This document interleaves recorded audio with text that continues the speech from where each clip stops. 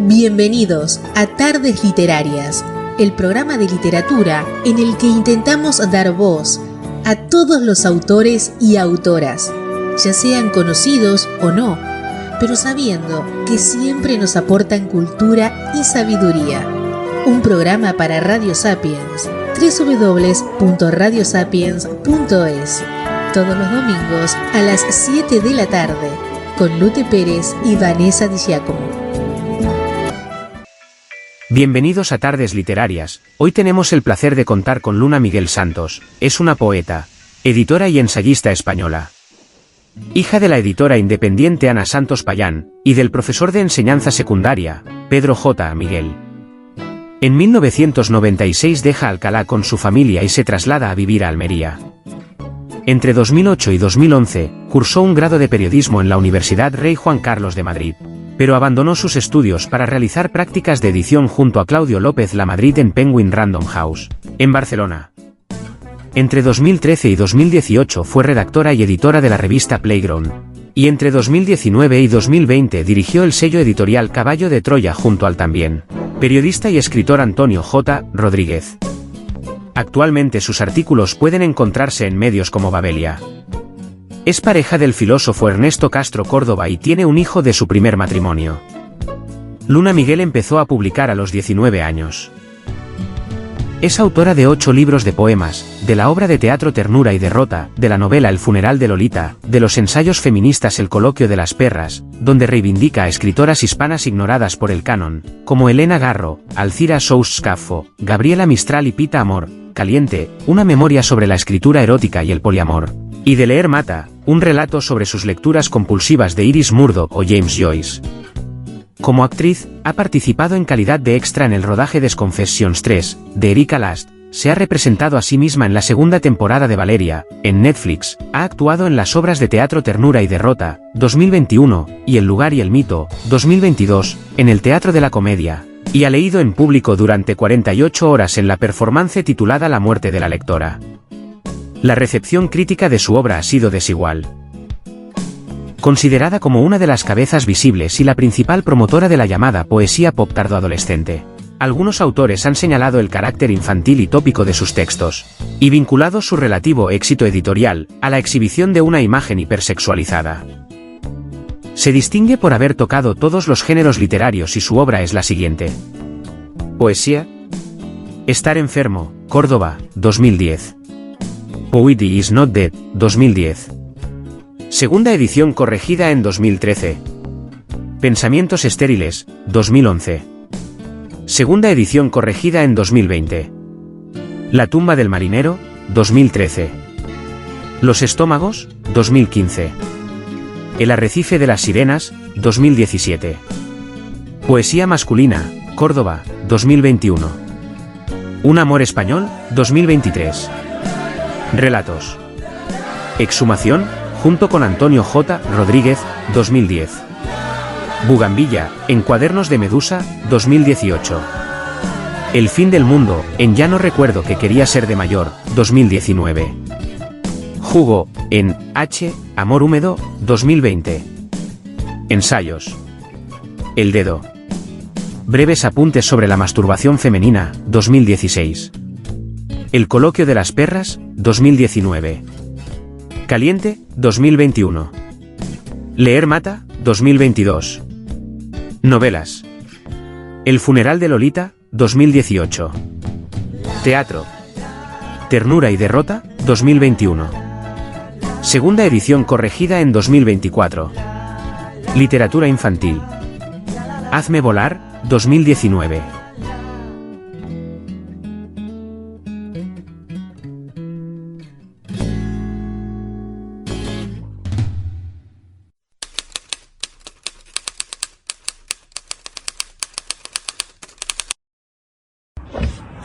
Hola, ¿qué tal? Mi nombre es Luna Miguel, soy editora y escritora. Vivo en Barcelona y comparto casa con 2 gatos y un niño de 6 años. Empecé a escribir poesía más o menos a los 13 años, cuando estaba en el instituto, como vosotros, y desde entonces no he parado de hacerlo. He publicado 7 libros de poemas y ya que se me ha invitado, ya que he sido tan generosamente y amablemente invitada a leer un poema de entre todos los que yo haya escrito para este blog, para este proyecto, pues he elegido uno del que más o menos se van a cumplir pues unos 7 años o así. Se llama Escribo esto mientras cruzo un océano de vuelta al hogar en un avión de Aeroméxico. A mí me gusta mucho escribir poesía de viajes. Casi todos mis libros están compuestos por todo lo que yo he escrito cuando no estaba en esta casa o en mis anteriores casas, sino cuando estaba viajando. Me encanta escribir diarios, me encanta la literatura que tiene que ver con el movimiento, con el viaje. Entonces, en aquel momento, en aquellos años, yo escribí este poema volviendo de México, y como ahora dentro de poquito voy a ir a la Feria del Libro de Guadalajara otra vez a celebrar la literatura y a presentar algunos de mis libros, pues me ha parecido una buena manera de celebrar este aniversario de ida y de regreso a un país que admiro muchísimo y a un lugar que amo muchísimo. Escribo esto mientras cruzo un océano de vuelta al hogar en un avión de Aeroméxico.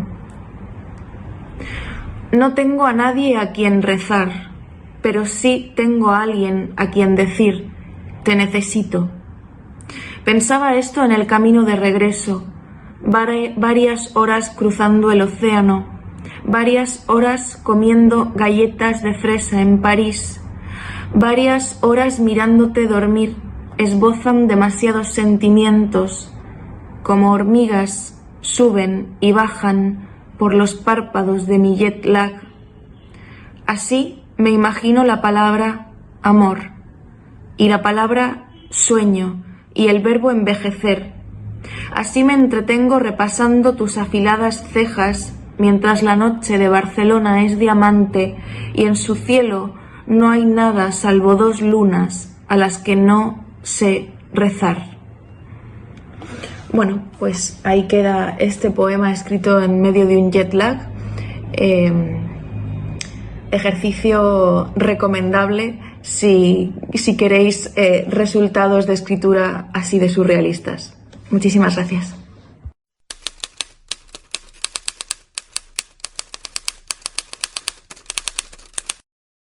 Estás escuchando Tardes Literarias, un programa creado y dirigido por Lute Pérez, del que podrás saber más cosas y encontrar todos sus trabajos en la web, luteperezescritor.es. Ahora, y como en cada uno de nuestros programas, nuestra compañera Vanessa Di Giacomo efectúa una entrevista al autor, en la cual nos hablará de sus trabajos y de parte de su vida fuera del mundo literario. Luna Miguel Santos, Alcalá de Henares, Madrid, 6 de noviembre de 1990, es una poeta, editora y ensayista española. Hija de la editora independiente Ana Santos Payán y del profesor de enseñanza secundaria Pedro J. Miguel. En 1996 deja Alcalá con su familia y se traslada a vivir a Almería. Entre 2008 y 2011, cursó un grado de periodismo en la Universidad Rey Juan Carlos de Madrid, pero abandonó sus estudios para realizar prácticas de edición junto a Claudio López Lamadrid en Penguin Random House, en Barcelona. Entre 2013 y 2018 fue redactora y editora de la revista Playground, y entre 2019 y 2020 dirigió el sello editorial Caballo de Troya junto al también periodista y escritor Antonio J. Rodríguez. Actualmente sus artículos pueden encontrarse en medios como Babelia. Empezó a publicar a los 19 años. Es autora de 8 poemarios, de la obra de teatro Ternura y Derrota, de la novela El funeral de Lolita, de los ensayos feministas El coloquio de las perras, Amor caliente y De leer mata. Como actriz, ha participado en calidad de extra en el rodaje de Confessions 3, de Erika Last. Se ha representado a sí misma en la segunda temporada de Valeria, en Netflix, ha actuado en las obras de teatro Ternura y Derrota, 2021, y El lugar y el mito, 2022, en el Teatro de la Comedia, y ha leído en público durante 48 horas en la performance titulada La muerte de la lectora. Hola Luna, ¿qué tal estás? ¿Podrías para empezar a hablarnos un poco de tus trabajos? Pues, a ver, podría.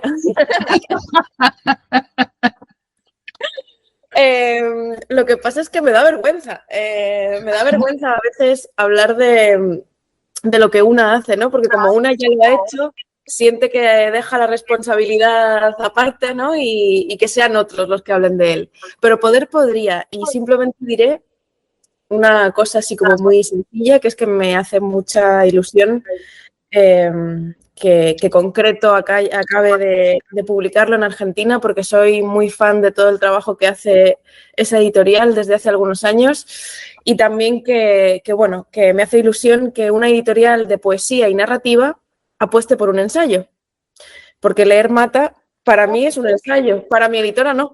Entonces, bueno, que los lectores y las lectoras digan qué creen que es. ¿Y cómo surge eso de publicar con una editorial argentina? ¿Cómo los conociste? Sí, pues la verdad es que fue una historia muy divertida. Me invitaron a un festival de poesía en Buenos Aires. Era mi primera vez. Además, yo estaba en aquella época investigando a Alejandra Pizarnik, que estaba escribiendo sobre ella, para un ensayo que publiqué que se llama El coloquio de las perras, en el que justo además eso, pues tenía que investigar ciertas etapas de su vida, y pisar Buenos Aires me iba a venir muy bien para ello, ¿no? Entonces yo llegué allí al festival y de repente a un hotel que no recuerdo el nombre, pero en el que se supone que se alojó Lorca en su momento. Y claro, era un hotel muy viejo y yo tenía mucho miedo porque la puerta de mi habitación no se cerraba bien y yo tenía la sospecha de que allí estaba el fantasma de Lorca. Y entonces de repente también era como un día en el que el vuelo me lo habían comprado antes, y entonces yo llegué a Buenos Aires y estaba sola porque el festival no empezaba hasta el día siguiente, y digo, ¿y qué hago yo aquí con este fantasma de Lorca? ¿Qué hago yo sola en este hotel? Y de repente lo puse en Instagram y gracias a Dios, o gracias al fantasma de Lorca, quién sabe, me escribió Afri para decirme que ella iba a pasar en moto por allí, que tenía que repartir libros, creo que solo había publicado 2 o 3 de la editorial todavía, de Concreto, y que si yo podía acompañarla y cargar en una mochila todos los libros de Concreto e ir con ella por distintas librerías de la ciudad, ¿no? Y claro, para mí fue como de repente poder conocer Buenos Aires en moto, yendo detrás de, en aquel momento, una desconocida, hoy mi editora, pues fue como una especie de locura que hizo bueno, que todo esto tenga de repente sentido. ¿Qué Luna Miguel prefieres tú, la ensayista, la poeta, la novelista, la editora? Yo creo que la lectora, ¿no? Evidentemente la Luna lectora es aquella con la que más me identifico y con la que más, como la que me gustaría que me vieran los demás, ¿no? Leer es mi pasión, pero también es mi trabajo.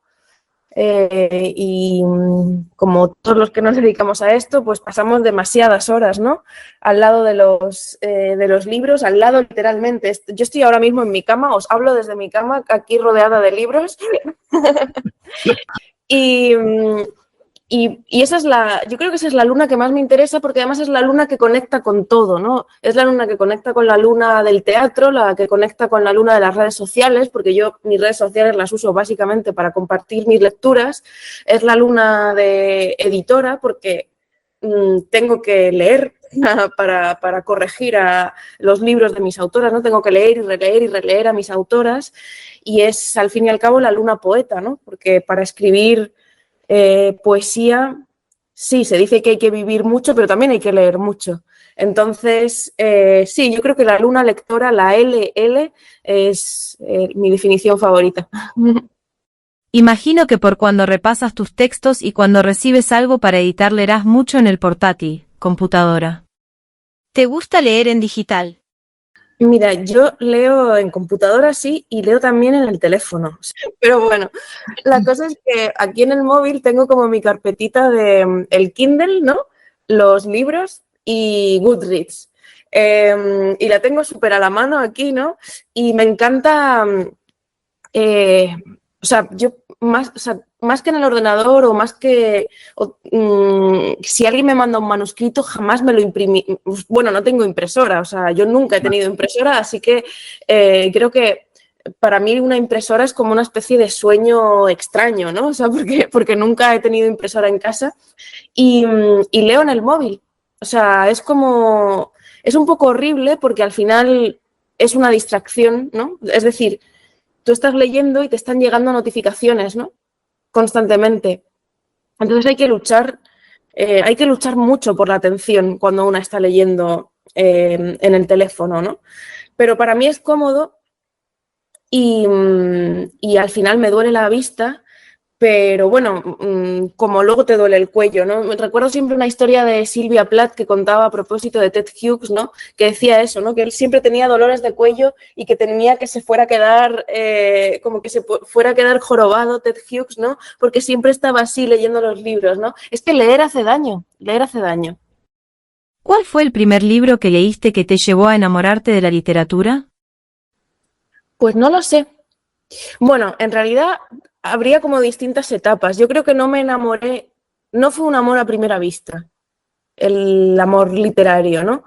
Mi padre era profesor de literatura en un instituto y mi mamá era ama de casa, pero era una gran lectora y estudiaba. Me tuvieron muy jóvenes, a los 17 años, entonces como que crecí con ellos y crecieron conmigo. Y en mi casa se leía mucho. Entonces me obligaban a leer todo el rato y yo me quería rebelar contra eso. Y fíjate, al final no. O sea, al final caí en la trampa, ¿no? que me pusieron. Pero entonces ellos siempre me estaban alimentando de libros y claro, hay diferentes etapas en mi vida. Creo que, y esto es cierto, una de mis lecturas fundamentales ha sido siempre el libro gordo de todas las viñetas de Mafalda. Para mí eso era una Biblia. Era una Biblia, la guardaba debajo de la cama y todas las noches antes de irme a dormir leía un poco porque tenía la sensación de que si yo leía ese libro iba a ser una niña muy inteligente. Imagino que leer a Bukowski con 11 o 12 años, eso te crearía un poco de desconcierto.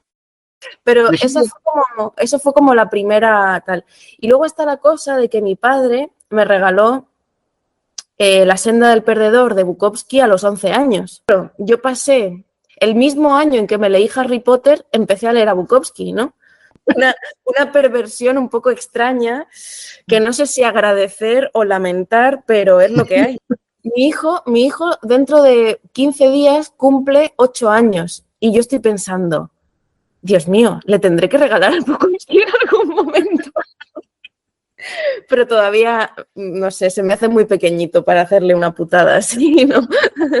Claro, es que claro, de repente yo tenía 11 años y me encuentro con esas escenas de unos niños de mi edad en la senda del perdedor, ¿no? Que es justo la juventud, el alter ego, ¿no? De Bukowski contando su juventud.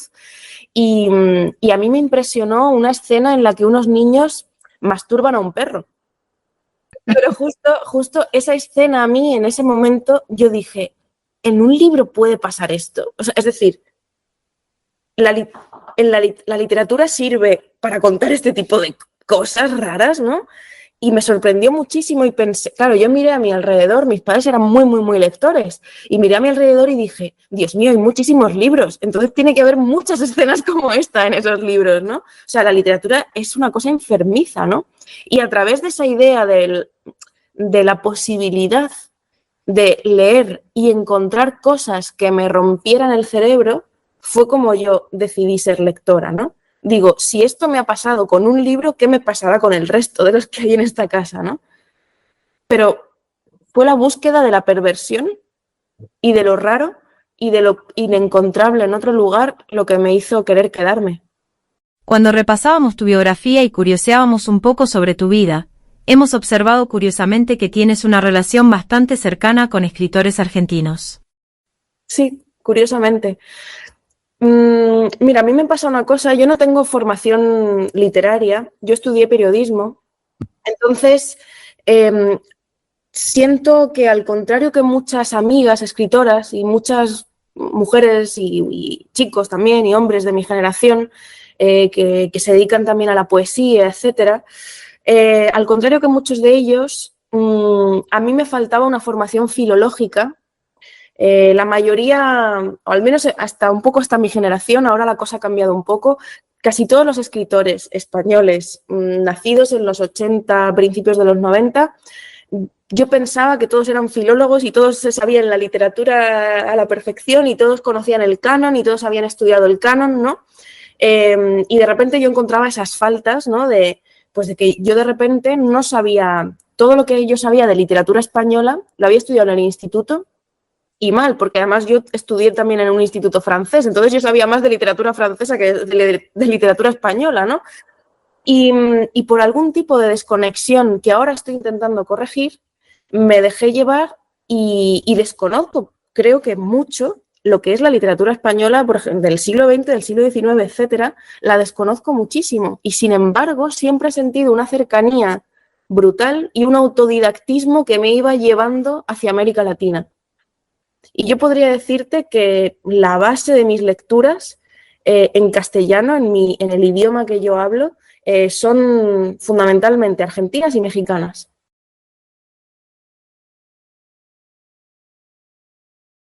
Y la mayoría de las autoras con las que yo me reconozco, además, y de las que yo me siento deudora e incluso discípula, podría decirte que están más en un continente en el que yo no vivo que en el país en el que yo sí vivo, ¿no?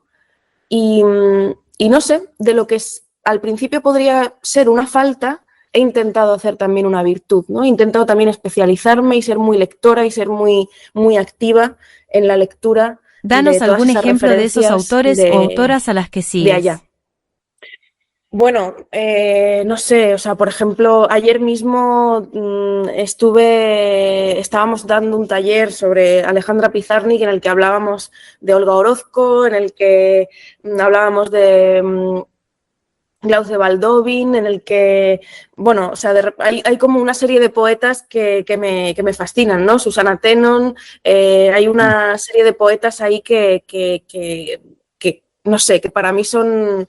o sea, que yo no sabría asumir la poesía del presente sin tener que citar muchos de sus poemas, ¿no? Tamara Kamenstein, por ejemplo, también, que es su libro sobre la casa, el divorcio, el libro de Tamar, ¿no? Me pareció fascinante y de hecho cuando yo me divorcié fue uno de mis, uno de mis libros de referencia también, ¿no? Entonces, sí, o por ejemplo, he dicho que yo soy periodista, ¿no? Por ejemplo, para mí descubrir el periodismo literario de María Moreno fue una locura, ¿no? Y además, de repente, leer a María Moreno me hizo una conexión extraña porque sus referentes también son muy franceses.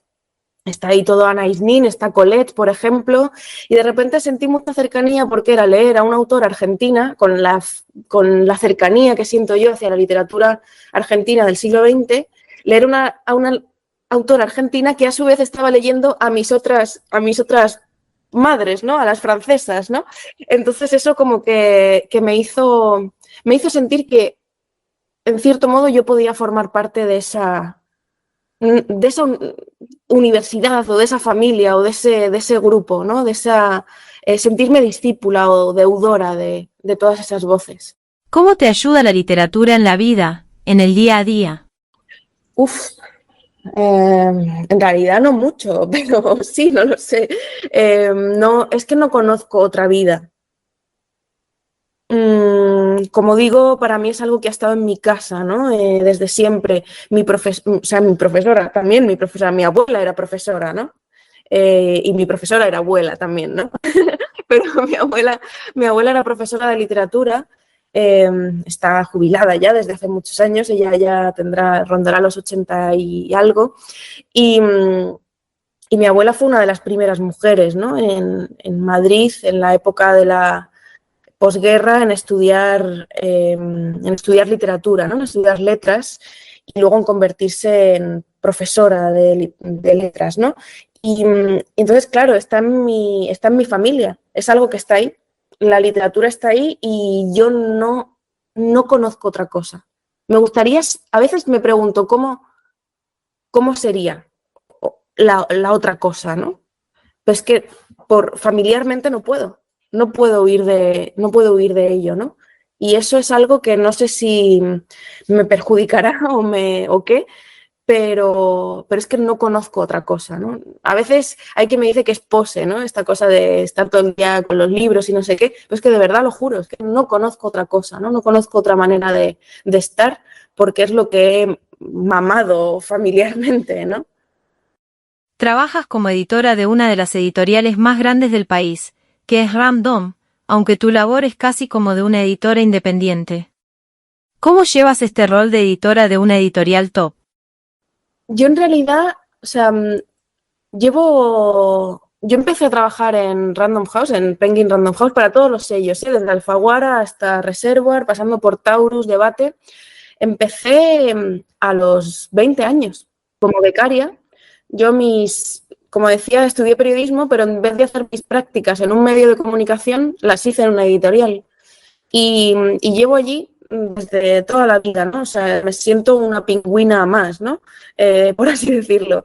Y aunque luego he hecho otras cosas y he colaborado con editoriales independientes y he hecho muchos otros trabajitos, ¿no? Para ir formándome, pero prácticamente de toda la vida he estado ahí, ¿no? Yo me considero, para mí, Claudio López Lamadrid, que era el editor aquí en España de literatura Random House, es como una especie de padre en todos los sentidos, ¿no? Y yo en realidad mi trabajo con ellos, yo trabajo desde casa. Desde esta misma cama trabajo muchas veces, ¿no? Yo trabajo desde casa, no voy a la oficina y mi trabajo, aunque ponga editora, en realidad yo soy scout. Yo lo que hago es buscar voces, buscar temas, contar un poco qué es lo que está pasando aquí o allá, leerme todos, si voy a una feria del libro, a una feria feminista en tal ciudad de España, pues hablo con las autoras, busco, me leo todos los fanzines que se han publicado en tal editorial o en lo que sea, ¿no? O me leo los artículos de tal revista y a partir de ahí digo, ostras, pues aquí veo una voz que creo que podría escribir sobre esto, o aquí veo un autor que creo que podría hacer esto, ¿no? Eso es fundamentalmente una de las patas de mi trabajo. Y luego, si esos proyectos salen y si esos autores interesan a los editores de Penguin, pues a lo mejor yo me meto también en el trabajo de edición más al uso, ¿no? Pero sí que es verdad que siento una cercanía muy grande con la edición independiente y yo me considero una autora de editoriales independientes. Bueno, se puede ver, ¿no? Por ejemplo, aquí tengo el Leer Mata de México, que es Almadía, editoriales más bonitas del mundo y una editorial independiente fascinante con un catálogo en el que, bueno, me hace una ilusión tremenda poder compartirlo con esas autoras, ¿no? Con Jazmina Barrera, con Mónica Ojeda, ¿no? Pero sí, intento tener un pie en un sitio y en otro, ¿no? E intento también que como editora y como amiga de mis amigas también, ¿no? Y cuando les aconsejo si tienen que firmar o no un contrato con tal o cual editorial, ¿no? Cuando me piden consejo, intento que seamos también prácticas, ¿no? Y que trabajemos por hacerlo bien y que luchemos por las condiciones también en las que queremos estar, ¿no? En las condiciones y cómo queremos que nos traten y cómo queremos que nos respeten nuestros respectivos editores y editoras, ¿no? ¿Cómo ves a las poetas de tu generación? Porque yo en la mayoría de los casos no veo poesía. Es más, creo que muchas de ellas hacen casi más posteos de Facebook o Instagram que poesía. Ya. Bueno, estoy de acuerdo y no.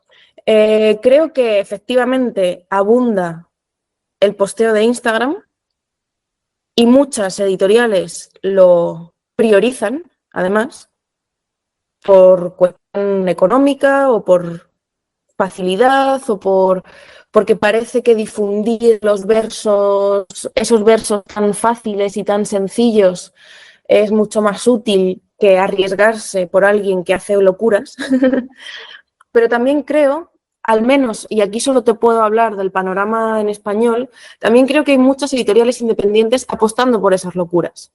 Apostando por esas locuras que revientan a palos toda esa poesía tuitera o toda esa poesía de fotito de Instagram, ¿no? Y creo como tú que podríamos decir que no es poesía, esta poesía que sí que me interesa, pero podríamos decir que no lo es porque mezcla poesía y ensayo, poesía y narrativa, poesía y dramaturgia. Es decir, ahora creo que hay una, al menos en España, una nueva generación, gente más joven que yo, de poetas que mezclan los géneros de una manera fascinante. Podría recomendar, no sé, a Carla Niman, a Berta García Faet, a Elizabeth Duval. Son autoras que meten todas sus lecturas en una coctelera, que crean nuevos lenguajes que no sé si podríamos definir como solamente poéticos y que hacen eso, ¿no? Hacen que esa poesía facilona, fácilmente compartible a través de un retweet, se quede en la nada, ¿no? Que es donde creo que se va a quedar finalmente, ¿no? Porque no, tampoco creo que sea algo de mi generación. Yo creo que malos poetas ha habido en todas las generaciones. Lo que pasa es que ahora los vemos todos los días en Instagram. En tus trabajos nombras a muchos escritores por su nombre y apellido. Sin embargo, a uno de ellos lo haces al revés, algo que me pareció como un gesto para diferenciarlo del resto. Sí. Es una burla un poco. Es una burla que tiene un poco que ver con lo académico también, ¿no? De la academia, ¿no? De estar todo el rato citando el apellido, ¿sabes? Como una cosa de ordenación del mundo a través de que todo tiene que estar ordenado alfabéticamente, ¿no? Entonces esa burla, ¿no? De un poco formal. También hay otro momento en el que juego un poquito con los nombres, ¿no? Hay otro momento en el que siempre, si tengo que abreviar un nombre, siempre pongo el apellido. Yo nunca digo Maurice Blanchot y le llamo Maurice, sino que le llamo Blanchot, evidentemente, haciendo un poco de esta cosa también academicista, ¿no? Del nombrar.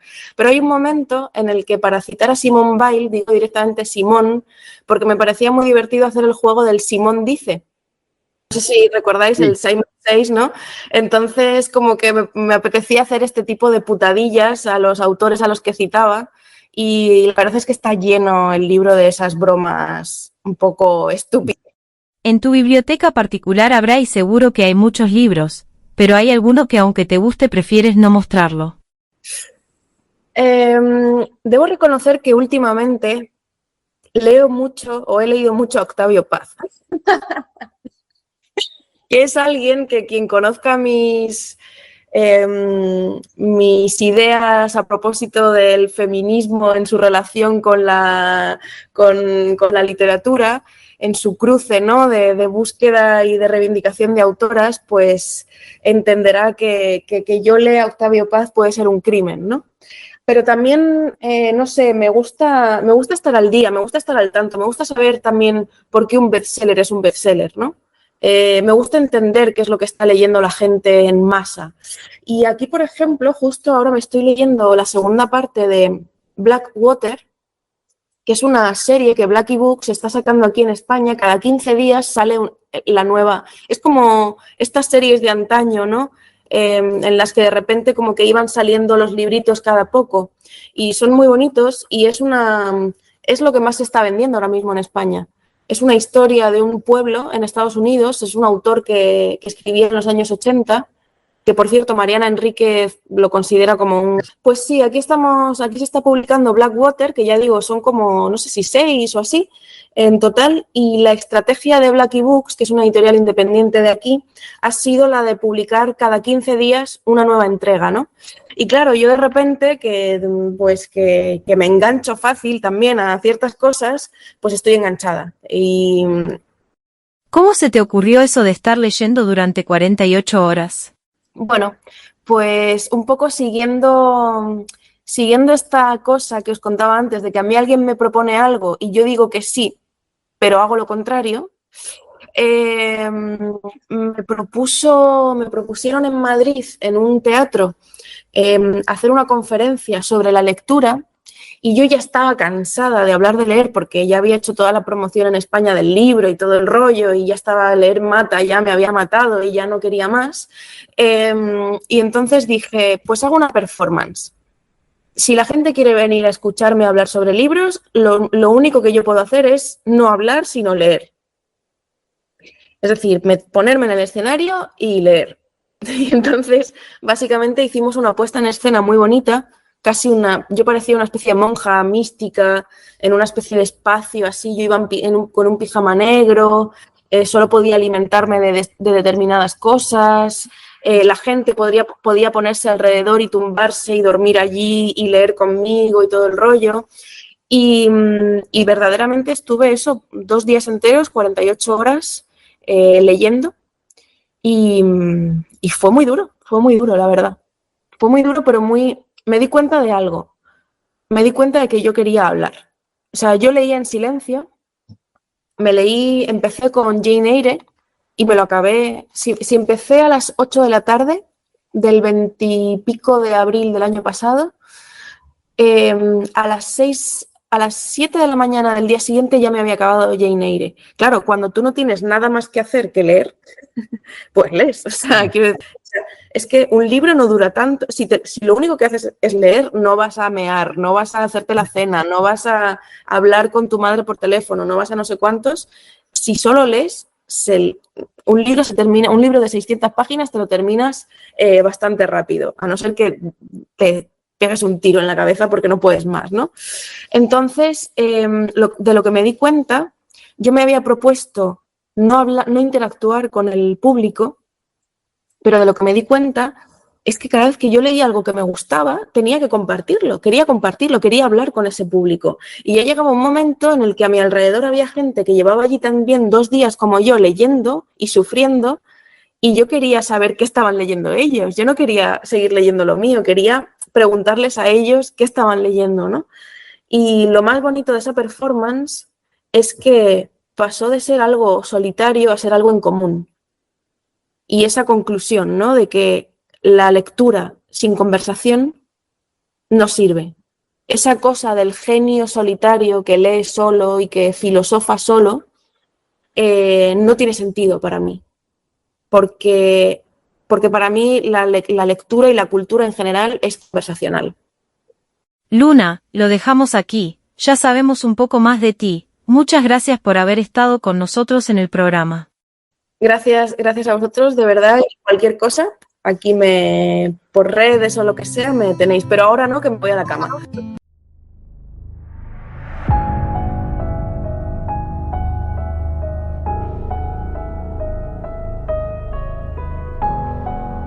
En un mundo donde la línea entre la realidad y el sueño se desdibuja, me encuentro atrapado en un coma, que me sumerge en un universo onírico lleno de misterio e intriga.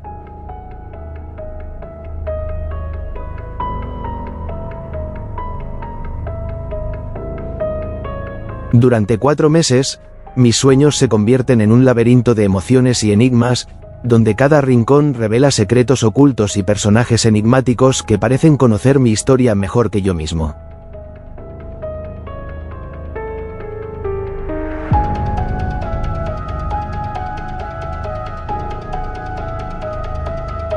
Sueños de un coma es una exploración cautivadora de la mente humana, donde los sueños se convierten en el escenario de una lucha por la vida y la identidad.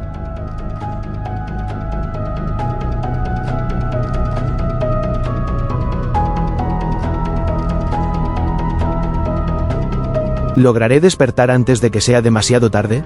A medida que navego por este paisaje surrealista, me enfrento a mis miedos más profundos y a recuerdos olvidados, mientras intento desentrañar la verdad detrás de mi estado.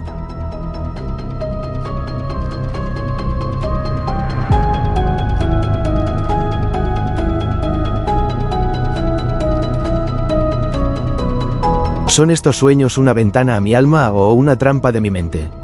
Con cada revelación, me acerco más a la clave que podría liberarme de mi letargo, pero también a un oscuro secreto que podría cambiar mi vida para siempre. Sueños de un coma, una novela de Lute Pérez, que puedes adquirir en la web luteperezescritor.es.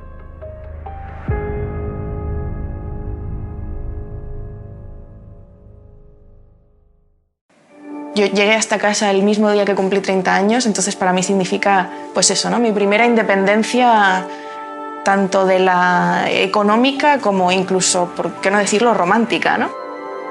Tener un sofá para mí sola y tener una cama para mí sola me ha permitido escribir y leer mucho más de lo que... Creo que desde que vivo sola he escrito y he leído más de lo que había escrito y leído en mi vida.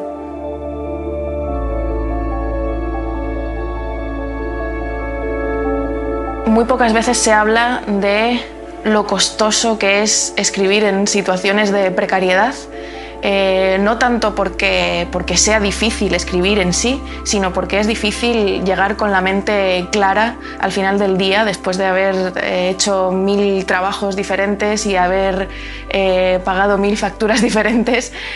Nos hemos flipado un poco con el tema de cuántos seguidores tiene en Instagram tal autor o cuántos retweets ha tenido tal comentario sobre tal noticia de tal autor en redes sociales, pero nunca nos preocupamos por pagar bien a esos autores, ¿no? por darles el tiempo y el espacio para poder escribir. Y ese tiempo y el espacio se traduce también en cómo pagamos los adelantos de las novelas, de los ensayos, etc. Tenemos a un montón de escritores precarizados y luego tenemos también a un montón de escritoras muy exitosas que precisamente porque les ha caído todo el éxito tampoco tienen tiempo para escribir, porque uno cuando tiene éxito tiene que promocionar, tiene que ir a 1000 sitios, tiene que escribir 1000 artículos, le llaman para todo tipo de cosas. Entonces, si cuando no has tenido éxito con tu libro no puedes escribir y cuando has tenido éxito no puedes escribir, ¿cuándo vamos a escribir los escritores millennial? Era curioso porque cuando yo era muy pequeña mis padres me insistían mucho en que leyera, tienes que leer, me regalaban libros. Recuerdo, pues yo qué sé, mi padre me regalaba La Isla del Tesoro y entonces con ello me regalaba un barco de Playmobil por mi cumpleaños y era como, por favor, lee esto y luego juega y tal, porque leer es jugar y no sé qué. Es decir, estaban súper empeñados en que yo leyera. Mi madre me explicaba, me leía La Odisea, mi padre me leía cuentos de Cortázar, además como que siempre muy insistentes en que yo de niña tuviera lecturas adultas, además, ¿no? Y yo no les hacía ni caso. Hasta que me empezaron a prohibir libros. Me prohibían las 11.000 vergas, me prohibían, por ejemplo, una antología que tenían de poesía sobre el suicidio. Es decir, de repente había como una serie de libros prohibidos que eran los que precisamente a mí me atraían, ¿no? Y yo creo que viendo un poco este doble juego del intentar que la niña lea, pero al mismo tiempo prohibirle los temas polémicos de la literatura, que es lo que parece que a la niña le atrae, ¿no? Como a todo niño que tenga curiosidad por el sexo y por las drogas y por todas esas cosas que parecen prohibidas. Mi padre al final me regaló un libro de Bukowski, que es la historia que cuento siempre, ¿no? Que como a una niña a la que hasta los 17 años no le dejaste salir a beber y con sus amigas le regalas a los 11 años un libro de Bukowski. No tiene sentido. Pero es esto que digo, ¿no? De la vida entre el placer y la prohibición de ese placer, ¿no? Para mí mi relación con la lectura es una historia de placer y de prohibición de ese placer. Descubrimiento, investigación sobre ese placer y prohibición de ese placer. Y por eso digo, ¿no? Que independizarme a los 30 años me permitió apartar un poco todas esas prohibiciones y leer de otra manera.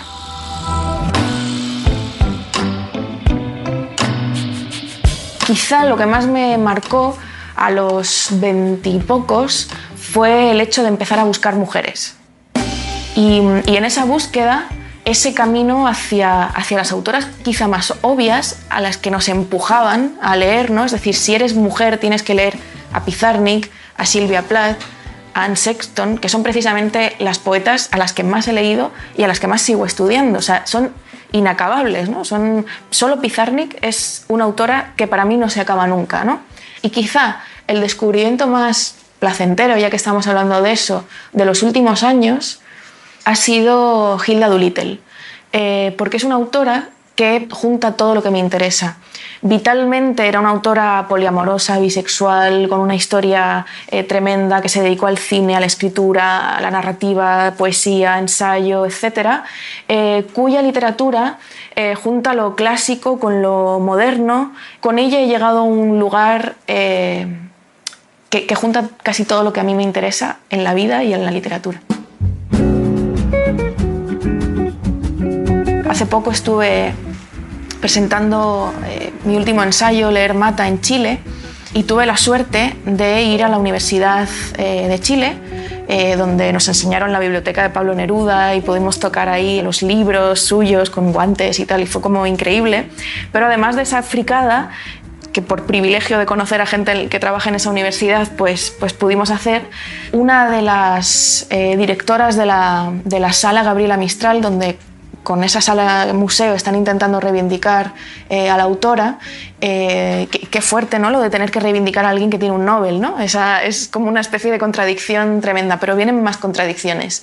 Me regalaron un libro que hicieron, creo que en 2015, que lo tenemos ahí, sobre el descubrimiento de unas fotografías de su velorio, de su velatorio, que fue precisamente en la sala principal de la universidad y al que fueron más de 250.000 personas a ver el cuerpo durante días, ¿no? Y es un funeral del que no se tenía noticia, es decir, fue como uno de los grandes eventos de la ciudad de Santiago y no se tenía noticia, y se ha recuperado ahora porque se les ocurrió revisar unos documentos que estaban olvidados, ¿no? Y esto me recuerda a otra autora a la que se le celebró un funeral de Estado en Francia, que es Colette, y de la que hoy, si ponemos su nombre en Google, solo podemos encontrar cosas como la vida alocada de Colette, la autora bisexual que te sorprenderá, el no sé cuántos. Y si la buscas en librerías será muy difícil encontrar su obra completa cuando es una autora a la que también se le celebró un funeral de Estado. Entonces, ¿cómo puede ser que dos autoras que han influido tanto como Gabriela Mistral y Colette, a las que además se les ha celebrado hasta muertas y se les ha celebrado públicamente y popularmente, estén tan mal editadas en nuestro país?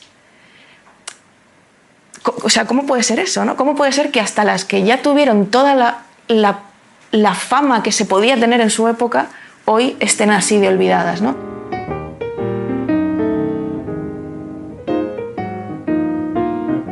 Hay un libro que no prestaría nunca, que es el libro de Monel, porque es, aunque tengo muchos ejemplares distintos, que esa es otra cosa, cuando un libro me gusta mucho, tengo muchas ediciones distintas del mismo. Lolita, el libro de Monel, el Ulises, son varios los ejemplos, pero el libro de Monel, editado por Hiperión, en los 80s, 90s, no lo regalaría nunca porque era un ejemplar de mi madre. Y luego hay otro libro que tampoco regalaría o dejaría nunca, del que también tengo varias ediciones, que es Pura Pasión, de Annie Ernaux, pero la edición de segunda mano que me compré como en 2008, a los 18 años, no la dejaría nunca porque fue mi primer contacto con Annie Ernaux, y dos, porque está firmado por ella. Entonces, ese ni se toca.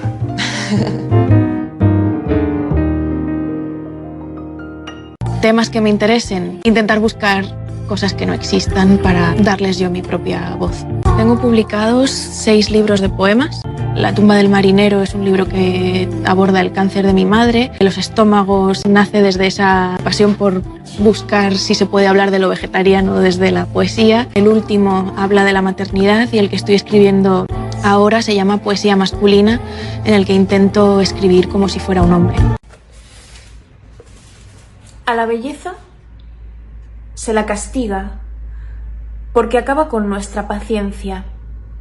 Por eso arrancamos sus flores, por eso privatizamos sus paisajes, por eso, cuando es excesiva, nos burlamos de sus facciones o de sus formas, por eso codiciamos su pureza con el ansia viva de la destrucción.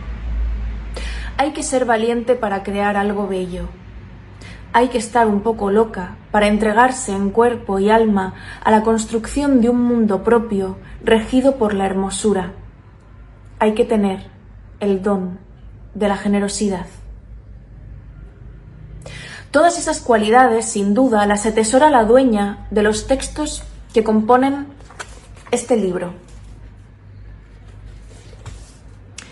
Alocada, generosa, audaz, inteligente, que Alfonsina Storni, Suiza 1892, Argentina 1938, sea una de las poetas más representativas de la literatura en castellano de comienzos del siglo XX, tiene que ver con esa concatenación de talentos, pero también con la inmensa obra lírica, dramática, periodística y filosófica que escribió gracias a ellos. De acuerdo con una de sus mejores lectoras y estudiosas, la también escritora argentina Delfina Muschietti, la voz de Storni ha resistido al paso del tiempo y se acerca al misterio de los clásicos. Será tal vez porque Storni escribió como quiso, sin renunciar a sus ideales ni a sus aspiraciones, y sin miedo a que su género o su clase social fueran impedimentos para la creación de belleza. Penuria en la vida real, pues doble ración de flores en la vida lírica. Enfermedad en la vida real, pues doble ración de metáforas marinas en la vida lírica. Soledad o desamor en la vida real, pues gusto y técnica en el conteo de sílabas para que el ritmo vuelva un poco más amable, al menos la vida lírica. Para entender del todo por qué Alfonsina Storni tiene el misterio de los clásicos, valdría la pena recordar algunas de las consideraciones estéticas que la pensadora estadounidense Jane Hirshfield expone en el ensayo 10 ventanas cómo los grandes poemas transforman el mundo. Obsesionada con encontrar esa respuesta inencontrable a la pregunta de por qué un poema es bello o de por qué un poema es bueno y nos importa, Hirshfield aboga por la fuerza de la transformación. El don de la poesía es que su vista no es nuestra vista habitual, su oído no es nuestro oído habitual, su conocimiento no es nuestro conocimiento habitual, su voluntad no es nuestra voluntad habitual. En un poema, todo viaja hacia el centro y hacia afuera. La poesía hace de lo corriente algo fuera de lo común. En el caso de la Storni, su fuerza transformadora reside en su manera de atraer al papel todos aquellos motivos asociados a la simpleza del género lírico, todos aquellos temas fundamentales de la experiencia femenina y todas aquellas palabras que, tras siglos de miradas prejuiciosas, se convirtieron en tabúes u obviedades. A saber, el mar, los lirios, la luna, la dulzura, lo frondoso, lo alado, las lágrimas, el cielo que acuna la palabra deseo, los corazones enternecidos, el uso dramático de los puntos suspensivos casi como suspiros. Contra todo pronóstico, Storni hace bandera de tales símbolos, los retuerce y los fulmina. Su vista del oleaje no es nuestra vista habitual. Su oído del corazón no es nuestro oído habitual. Y su conocimiento de la alegría o de la miseria no es nuestro conocimiento habitual. Que Alfonsina Storni sea un clásico, pues, tiene que ver con la capacidad de su escritura de transformar la tradición sin apartarse de ella, pero también de transformar a sus lectoras, pues nos hace revivir el placer de las primeras cosas con una sencillez conmovedora. Storni no es la única autora de comienzos del siglo XX que decidió poner en valor los temas comunes asociados a lo femenino para reventarlos desde dentro. Es imposible no ver en su ejemplo las consonancias con el éxtasis de Gabriela Mistral, a quien de hecho la Argentina alude en más de una ocasión en sus textos y a quien ve como una hermana mayor y referencia en lo político y en lo literario. Como los amores floreados de Juana de Ibarburu, con quien compartía la pasión por lo cándido y a quien la unió un muy fuerte vínculo amistoso. A ambas, por cierto, las han llamado poetas del amor. O con el erotismo de Edelmira Agustini, a quien Storni dedicó conferencias y halagos en defensa de su descaro, pero también de su fe. En el mundo académico, de hecho, no es extraño encontrar artículos e investigaciones que hermanen sus escrituras. Si bien la de Agustini tiene una fuerza erótica más palpable, con una defensa del goce por el goce, en Storni el deseo y el sexo aparecen siempre como antídotos a la muerte. Más allá de estas características cruzadas en la lectura de sus amigas hermanas referentes, merece la pena desenredarse un hilo de bibliografía al entender la búsqueda de la belleza de las autoras mentadas. Libros como Ternura, de Gabriela Mistral, El Rosario de Eros, de Edelmira Agustini, y Las lenguas del diamante, de Juana Ibarburu, ayudan a situar a Alfonsina Storni en el mapa de una creación poética del siglo XX atravesada por el feminismo y también dedicada a ampliar el tono de sus hallazgos. Hay otro vínculo evidente entre las escritoras de este tiempo, que tiene que ver con su pasión por la escritura ensayística de corte político y reivindicativo. Al igual que los escritos de Gabriela Mistral acerca de la patria, el feminismo o la educación, en la prosa de Alfonsina Storni resultó y sigue resultando fundamental, la prosa de Alfonsina Storni resultó y sigue resultando fundamental para entender las desigualdades de su tiempo. Recopiladas en distintas antologías como El libro quemado en Argentina o como Urbanas y modernas en España, sus crónicas periodísticas y columnas de opinión de las décadas de 1910 y 1920 resultan estimulantes. Hasta aquí el programa de hoy, volveremos la próxima semana con otro autor o autora, que nos contará todo sobre su trabajo. Bienvenida o bienvenido. Hoy vamos a meternos con las energías renovables, pero vamos a intentar mirar un poco más allá de la idea esta del futuro verde superfácil. Exacto. Vamos a profundizar en las complejidades, ¿no? Y en esos costes de los que quizá no se habla tanto en la transición energética. Nos basamos en un análisis bastante crítico que hemos recibido, que se llama Las desventajas y daños en el proceso de las energías renovables. Y también tenemos una nota interesante sobre el ciclo de vida de los paneles solares. La idea es esa, tener una visión un poco más completa. Reconocer los retos reales, pero sin ir en contra de las renovables, claro. Y por otro lado, también información sobre avances, muy prometedores, como la fusión nuclear con el proyecto Spark. Vale, el objetivo entonces es tener una visión más completa, ¿no? Con sus luces y sus sombras, reconocer los retos de la solar, la eólica, sin ir contra ellas, claro está. Por supuesto. Pero también ver qué hay de verdad en innovaciones como la fusión. Venga, pues, vamos a ello. Vamos al lío. Lo primero que choca un poco es esa paradoja, ¿no? Que la tecnología verde necesita, para arrancar, un impacto ecológico, considerable. Justo. Es que la extracción de materiales clave, piensa en litio, cobalto, tierras raras, que son básicos para baterías, para turbinas, a menudo implica deforestación, contaminación de agua, daño a ecosistemas. Es una huella inicial, bastante seria, sí. Y claro, supongo que fabricar todo eso, los paneles, las turbinas, las baterías, también consumirá un montón de energía. Muchísima, muchísima.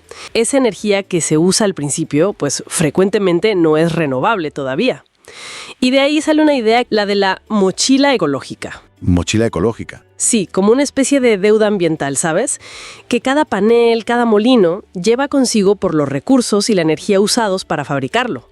Una deuda que tiene antes incluso de empezar a generar energía limpia. Ostras, mochila ecológica. Es potente la imagen, ¿sí? Vale, y una vez fabricados e instalados, ¿qué problemas surgen ya en el terreno? El principal, yo diría, es el uso del suelo. A ver, los grandes parques solares o eólicos necesitan extensiones enormes. Y claro, eso puede fragmentar hábitats, afectar a la biodiversidad local. Sí. Incluso cosas como la agrovoltaica, que intenta combinar placas y cultivos. Bueno, pues tiene sus propios retos para que funcione bien todo junto. Y luego sigue estando el impacto en aves, en murciélagos. El análisis lo menciona como algo que todavía no está resuelto del todo. Entendido. O sea, la creación, la instalación. Pero luego está el gran debate de siempre, la intermitencia. Claro. Que el sol va y viene y el viento también. Y esa intermitencia, claro, nos lleva directos al que es, yo creo, el mayor desafío técnico ahora mismo, el almacenamiento de energía. A gran escala, me refiero. El análisis en esto es bastante claro, ¿eh? Dice que la tecnología para guardar cantidades masivas de energía de forma fiable, asequible, para tener una red 100% renovable, estable siempre, pues sencillamente no está madura aún. No existe de forma viable. Ni siquiera con todo el boom de las baterías de litio. Parecía que eso... Bueno, a ver, las baterías de litio son útiles, claro, para ciertas cosas, a ciertas escalas, pero para estabilizar una red nacional entera. Ahí tienen limitaciones serias. La duración, el coste, que es alto. Y volvemos al problema de la dependencia de materiales como el litio, el cobalto. Con su propia mochila ecológica, claro. Exacto. Es que hablamos de una necesidad de almacenamiento gigantesca. Y ahí, la tecnología de hoy tiene una brecha importante en viabilidad económica y en sostenibilidad. Vale. Y si el almacenamiento es tan complicado, eso tiene que afectar muchísimo a la red eléctrica que tenemos ahora, ¿no? Sin duda, sin duda. Las redes actuales se diseñaron para grandes centrales, ¿sabes? Que generan energía constante y la mandan en una dirección. Las renovables son distintas. Generación distribuida, muy variable. Claro. Necesitamos evolucionar hacia redes inteligentes, las famosas smart grids. Redes que gestionen flujos en dos direcciones, que se adapten casi en tiempo real a esa oferta y demanda que cambia tanto. Y eso suena a una inversión tremenda. Tremenda, sí. El ejemplo de Australia. Mucha renovable instalada, pero luego problemas para integrarla bien, para almacenarla, y a veces tienen que tirar de gas para mantener la estabilidad. Imagínate. Ya veo. Hemos hablado de la creación, la operación, pero ¿qué pasa al final? La nota sobre los paneles solares decía que tienen una vida útil limitada. Así es. Unos 20, 25 años más o menos se calcula para los paneles solares. Y después, pues se convierten en residuos. Y ojo, no son cualquier residuo, pueden tener materiales tóxicos. Claro. El problema es que hoy por hoy no tenemos tecnologías de reciclaje que sean realmente eficientes y baratas para manejar la cantidad masiva de paneles que van a empezar a retirarse, pues ya en las próximas décadas. Es un desafío logístico y ambiental que se nos viene encima y es enorme. Entonces, si juntamos, la foto de la transición energética es bastante más compleja de lo que parece a simple vista, ¿no? No es que las renovables no sean el camino, entiendo. No, en absoluto. Nadie dice eso. Es que si miras todo el ciclo, desde sacar los materiales, fabricar, el impacto local, los retos del almacenamiento y la red, hasta qué hacer con los residuos al final, pues la transición tiene costes ambientales y desafíos técnicos muy, muy importantes. Y a veces, en el debate público, pues se minimizan un poco o se pasan por alto. Queda claro, sí. Es un camino necesario, evidentemente, pero está lleno de obstáculos. Esa huella inicial, el impacto en el terreno, el reto gigantesco del almacenamiento, adaptar las redes y el problemón futuro de los residuos. Muchas capas que no siempre se ven. Tiene sus costes y sus retos en todo el ciclo. A veces se minimizan un poco. Sí, a veces sí. Pero las fuentes también miran hacia otro lado, la fusión nuclear. Efectivamente. Y aquí entra en juego el proyecto Spark. Es una colaboración del MIT y Commonwealth Fusion Systems. ¿Y qué buscan con Spark? Pues el objetivo es muy ambicioso, ser el primer cacharro experimental que genere más energía por fusión de la que gasta. O sea, la ganancia neta de energía. ¿Y cómo pretenden lograrlo? ¿Cuál es la clave? Parece que la clave son unos nuevos imanes superconductores que funcionan a temperaturas más altas, los HTS. Y esto permitiría hacer reactores de fusión, los tokamak, esos con forma de donut, pues mucho más pequeños. Y más baratos, potencialmente. Y potencialmente más baratos, sí. Spark sería el prototipo para ARC, ¿no? Una planta ya comercial para los años 30. Eso es, esa es la idea. ¿Y si la fusión funciona? ¿Si de verdad consiguen que sea viable? ¿Qué ventajas tendría? Hombre, Las promesas son enormes. Energía limpia, 0 CO2. Segura, intrínsecamente segura, sin riesgo de fusión del núcleo como en la fisión actual. Sin residuos radioactivos de larga duración, entiendo. Exacto. Combustible casi inagotable, deuterio del agua, tritio que se genera ahí mismo. Y muy importante, podría dar energía de base, constante, 24 horas, 7 días a la semana. Menos uso de suelo también. Suena muy bien, casi demasiado. Las cautelas. ¿Qué dicen las fuentes sobre las incógnitas? Pues la principal, claro, es que todavía tiene que demostrar que funciona de forma sostenida y sobre todo que es económicamente viable a escala comercial. Ese Spark es un paso crucial, un experimento. O sea, que aún queda camino. Queda camino, sí. Los próximos años van a ser clave para ver si la fusión cumple esa promesa o sigue siendo una meta más lejana. Hay mucho potencial, pero también grandes preguntas por responder. Bien, pues hemos hecho un buen recorrido, ¿eh? Desde los retos prácticos, ambientales a veces un poco escondidos de las renovables actuales, Sí, desde la mina hasta el vertedero, digamos. hasta la promesa futurista, pero aún incierta, de la fusión. Y esto nos lleva, creo, a la reflexión final que apuntan varios de estos análisis. De hecho, nos deja con una pregunta final ahí flotando, una reflexión importante, creo yo, que va más allá de simplemente poner molinos por todas partes. La pregunta es, ¿qué cambios de verdad profundos necesitamos? Cambios sistémicos, en tecnología, en economía, en cómo usamos el territorio, incluso en cómo consumimos.